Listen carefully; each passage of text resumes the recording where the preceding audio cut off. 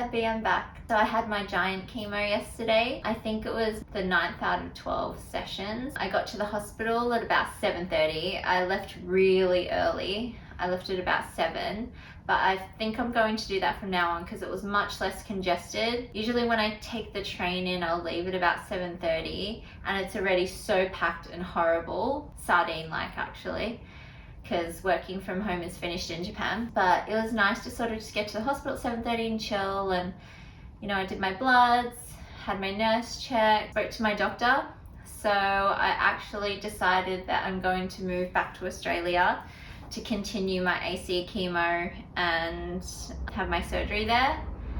So when I told him initially, I was like, okay, I need to get my referrals so I can get into a hospital in Australia, because I've been corresponding with a couple and they said, you know, the public system is a bit packed actually, so you might have to be put on a wait list. Originally I wanted to be referred to Peter Mac in the city, but yeah, they said they have a huge waiting list and it's probably best to go somewhere else or even privately. But I don't have private health insurance anymore because when I came to Japan I just stopped paying it. What am I going to need it for? Turns out I should have kept paying it.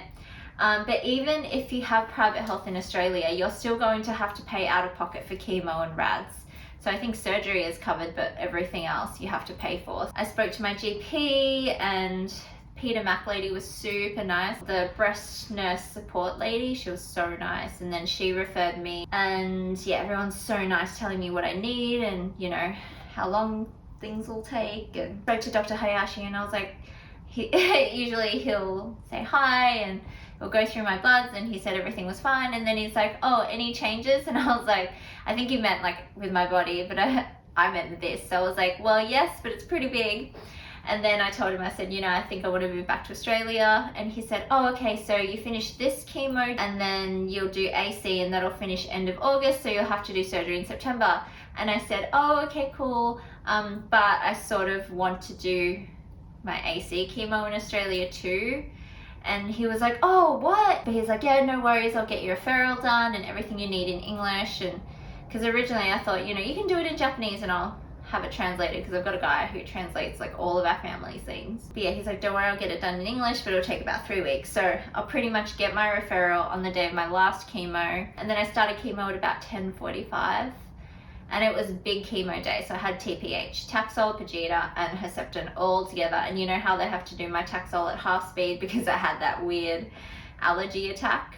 I think it was just, I don't know, a freak one-off. But anyway, I slept for about 2.5 hours, I'd say. It was a good sleep. And I left at about, I don't know, 2:15, got home at about 3. I was absolutely wrecked.